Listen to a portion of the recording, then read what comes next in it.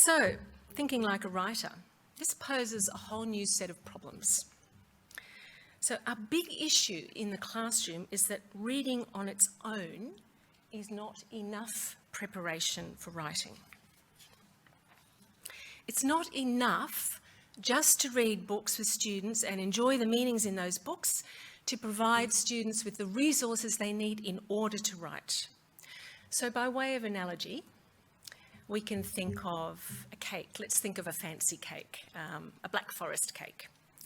So we can enjoy looking at the cake, we can appreciate the wow factor of a cake, we can contemplate the level of skill that's gone into baking the cake, and we can even eat the cake and appreciate the cake. But to make that cake requires a whole different skill set. It involves bringing together a lot of ingredients, knowing about those ingredients, knowing how much, employing some skilled techniques in putting them together, mixing, baking, assembling, decorating. It's a different skill set.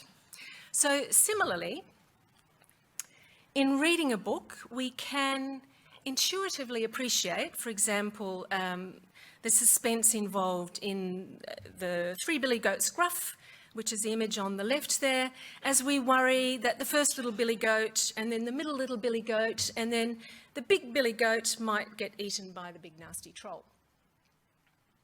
But to write such a tale means bringing to consciousness the technique of using three characters to build suspense. So this is a technique that is quite prevalent in fairy tales, what we call the power of three. So you have three billy goats gruff, you have Goldilocks and the three bears, you have Cinderella and her two stepsisters, so you have the three sisters. It's a very, it's a classic technique. To write such a tale, we have to have that technique in our consciousness. Similarly, if we want to write an information report, the image in the middle, we need to have an understanding of how to order that information in the report for ourselves.